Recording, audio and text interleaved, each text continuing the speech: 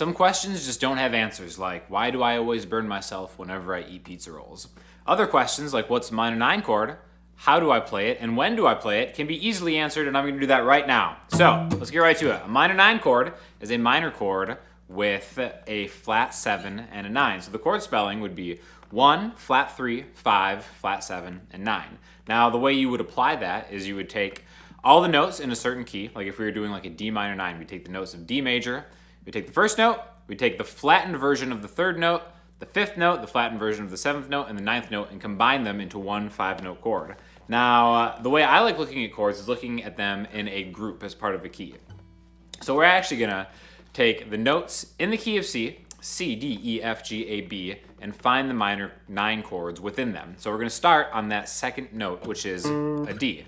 Now, what we're gonna do is, instead of thinking of C as one, we're just gonna shift everything over one note to keep the same notes, but we're gonna think of D as our first one. We're gonna take the first, the third, the fifth, the seventh, and then the ninth. We're gonna come all the way back around again and add that second note, really, and we're gonna put it on top. So adding all of these together will give you a minor 9 chord.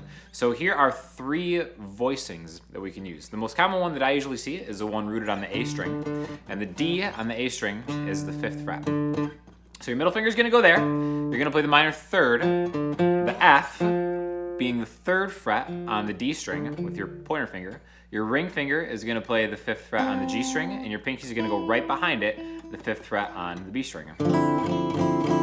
So you may have noticed that these are only 4 notes, and we said this is a 5-note chord. What we're doing is we're implying the 5th, so we're still getting the sound of a minor 9 chord.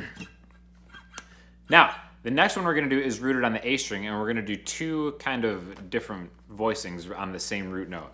So if we take an A, right, A being the 6th note in the key of C, you can always use a minor 9 chord on the 2nd and 6th degree or note of that. So any A minor you can turn into an A minor 9 chord in the key of C. Now you probably already know this bar chord voicing, just like this, of an A minor. Now we can actually just kind of manipulate this by taking our pinky and stretching it, this is a pretty big stretch, to go 2 more frets.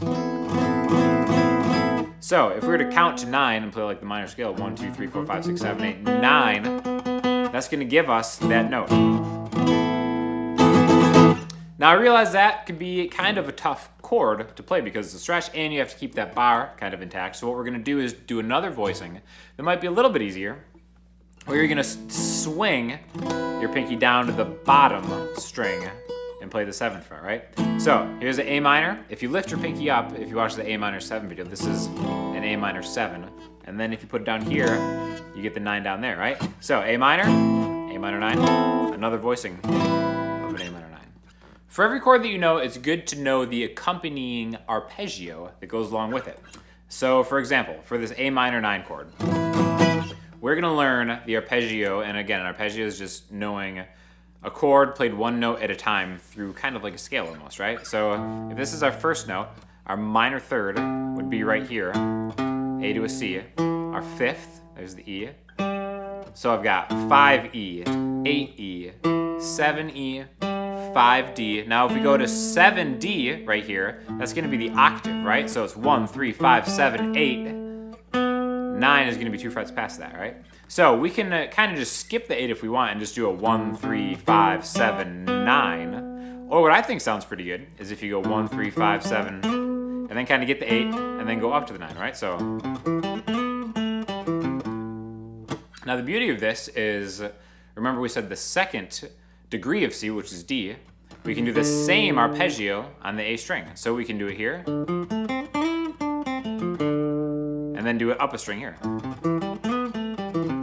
So the nice way how they work inside of a single key is if you have one chord, be it the 2nd chord, doesn't matter what key you're in. Say we're in the key of say we're in the key of D, where our 2nd note is in E, right? The E minor 9 is gonna exist 1 string down from the 6th chord, which is gonna be a B, right? Now, you can actually play these, kind of stack them on top of the actual strummed chord. So what we're gonna do now is take that D minor 9, and then we're gonna follow it up with the arpeggio of it. So like, to the A. back to the D, to the A.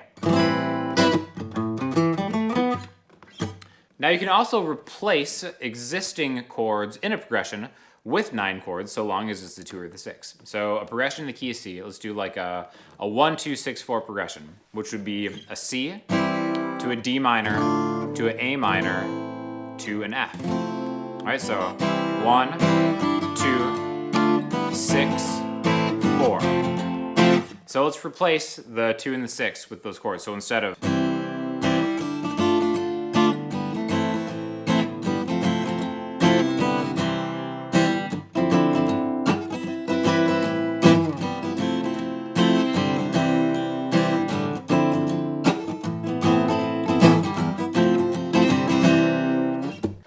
So to recap, a minor 9 chord is just a 1, a flat 3, a 5, a flat 7, and a 9. Or if you are really comfortable with minor 7 chords, you're just adding a 9 to a minor 7 chord. You can use them on the 2nd and 6th note in a scale to stay in the scale, but that doesn't mean that you can't use them somewhere else.